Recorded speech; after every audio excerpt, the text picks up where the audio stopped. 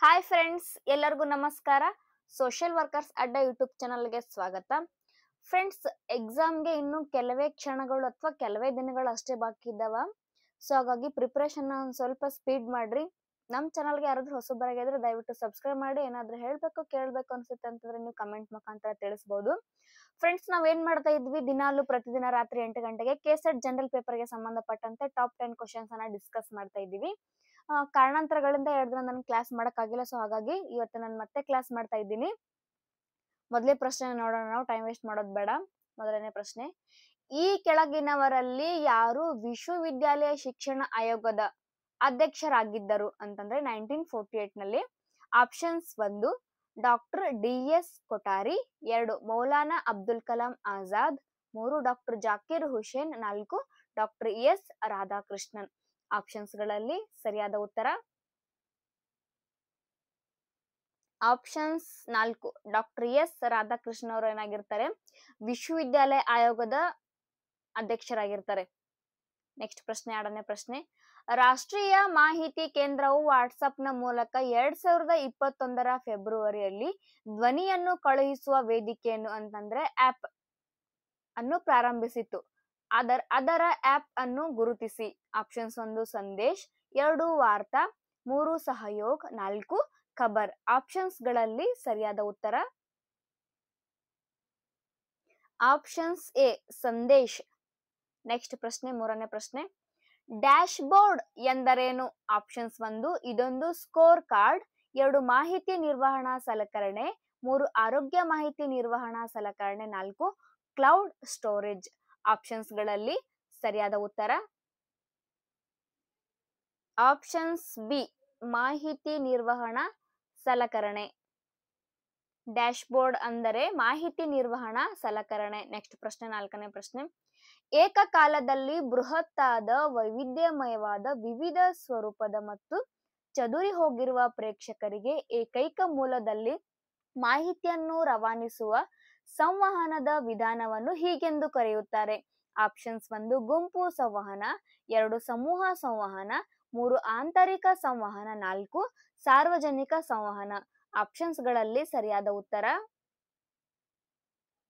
ಉತ್ತರ options B ಸಮೂಹ ಸಂವಹನ. ಏಕಕಾಲದಲ್ಲಿ ಮಾಹಿತಿಯನ್ನ ರವಾನಿಸ್ತಕ್ಕದ್ದು ಯಾವುದು ಅಂತಂದ್ರೆ ಅದು ಸಮೂಹ ಸಂವಹನ ಆಗುತ್ತೆ. ನೆಕ್ಸ್ಟ್ ಪ್ರಶ್ನೆ, 5ನೇ ಪ್ರಶ್ನೆ, ಒಂದು ನೆಟ್ವರ್ಕ್ ಒಳಗೆ ಪ್ರಸಾರಕ್ಕಾಗಿ ದತ್ತಾಂಶವನ್ನು ಸಂಕೇತೀಕರಣ ಅಥವಾ ಅಸ್ತವ್ಯಸ್ತಗೊಳಿಸುವುದನ್ನು ಹೀಗೆಂದು ಕರೆಯುತ್ತಾರೆ. Options 1 protection, 2 decryption, 3 encryption, 4 decoding. Options ಗಳಲ್ಲಿ ಸರಿಯಾದ ಉತ್ತರ ಆಪ್ಷನ್ಸ್ 3 ಎನ್ಕ್ರಿಪ್ಷನ್. ನೆಕ್ಸ್ಟ್ ಪ್ರಶ್ನೆ, 6ನೇ ಪ್ರಶ್ನೆ, ಸೈದ್ಧಾಂತಿಕ ಸಂಕೇತಗಳು ನಮ್ಮ ಸಾಮೂಹಿಕ ಡ್ಯಾಶ್ ರೂಪಿಸುತ್ತದೆ. 1 ಗಳಿಕೆ, 2 ಬಳಕೆ, 3 ರಚನೆ, 4 ಉತ್ಪಾದನೆ. ಆಪ್ಷನ್ಸ್ ಗಳಲ್ಲಿ ಸರಿಯಾದ ಉತ್ತರ ಆಪ್ಷನ್ಸ್ ಎ ಗ್ರಹಿಕೆ. ಸೈದ್ಧಾಂತಿಕ ಸಂಕೇತಗಳು ನಮ್ಮ ಸಾಮೂಹಿಕ ಗ್ರಹಿಕೆಯನ್ನ ರೂಪಿಸುತ್ತದೆ. ನೆಕ್ಸ್ಟ್ ಪ್ರಶ್ನೆ, 7ನೇ ಪ್ರಶ್ನೆ, ಟ್ವಿಟ್ಟರ್ ಹ್ಯಾಂಡಲ್ ಎಂದರೇನು? Options 1 tweet, options 2 Twitter URL, 3 hash tag, 4 user name. Options ಗಳಲ್ಲಿ ಸರಿಯಾದ ಉತ್ತರ options 4 user name. Twitter handle ಅಂತಂದರೆ ಯೂಸರ್ ನೇಮ್. ನೆಕ್ಸ್ಟ್ ಪ್ರಶ್ನೆ, 8ನೇ ಪ್ರಶ್ನೆ, ಉನ್ನತ ಶಿಕ್ಷಣದ ಸಂದರ್ಭದಲ್ಲಿ ಗೌರವಾನ್ವಿತ ಸುಪ್ರೀಂ ಕೋರ್ಟ್ ಈ ಕೆಳಗಿನ ಯಾವ ರಾಷ್ಟ್ರೀಯ ಸಂಸ್ಥೆಗೆ ಪರಿಸರ ಶಿಕ್ಷಣದಲ್ಲಿ ಕೋರ್ಸ್ ಅನ್ನು ರೂಪಿಸಲು ಮತ್ತು ಸೂಚಿಸಲು ನಿರ್ದೇಶಿಸಿದೆ? Options 1 UGC, 2 NCTE, 3 NCERT, 4 AICTE. Options ಗಳಲ್ಲಿ ಸರಿಯಾದ ಉತ್ತರ ಆಪ್ಷನ್ಸ್ 1 UGC. ನೆಕ್ಸ್ಟ್ ಪ್ರಶ್ನೆ, 9ನೇ ಪ್ರಶ್ನೆ, ಮೊದಲ ರಾಷ್ಟ್ರೀಯ ಕ್ರೀಡಾ ವಿಶ್ವವಿದ್ಯಾಲಯ ಅಥವಾ ಕೇಂದ್ರ ಸರ್ಕಾರಿ ವಿಶ್ವವಿದ್ಯಾಲಯ ಈ ರಾಜ್ಯದಲ್ಲಿದೆ? ಆಪ್ಷನ್ಸ್ 1 ಹರಿಯಾಣ, 2 ಮಣಿಪುರ, 3 ಅರುಣಾಚಲ ಪ್ರದೇಶ, 4 ಪಂಜಾಬ್. ಆಪ್ಷನ್ಸ್ ಗಳಲ್ಲಿ ಸರಿಯಾದ ಉತ್ತರ ಆಪ್ಷನ್ಸ್ 2 ಮಣಿಪುರ. ನೆಕ್ಸ್ಟ್ ಪ್ರಶ್ನೆ, 10ನೇ ಪ್ರಶ್ನೆ, ಕೊನೆಯ ಪ್ರಶ್ನೆ. ಭಾರತದಲ್ಲಿ ಸಾಮಾನ್ಯ ಉನ್ನತ ಶಿಕ್ಷಣದ ಮೇಲಿನ ಕೇಂದ್ರ ಸರ್ಕಾರದ ಹೆಚ್ಚಿನ ವೆಚ್ಚವು ಈ ಮೂಲಕ ಹೋಗುತ್ತದೆ. ಆಪ್ಷನ್ಸ್ 1 ಶಿಕ್ಷಕರ ಶಿಕ್ಷಣದ ನೈಸರ್ಗಿಕ ಮಂಡಳಿ, 2 ಅಖಿಲ ಭಾರತ ತಾಂತ್ರಿಕ ಶಿಕ್ಷಣ ಮಂಡಳಿ, 3 ವಿಶ್ವವಿದ್ಯಾಲಯ ಅನುದಾನ ಆಯೋಗ, 4 ರಾಷ್ಟ್ರೀಯ ಶೈಕ್ಷಣಿಕ ಸಂಶೋಧನೆ ಮತ್ತು ತರಬೇತಿ ಮಂಡಳಿ. ಆಪ್ಷನ್ಸ್ ಗಳಲ್ಲಿ ಸರಿಯಾದ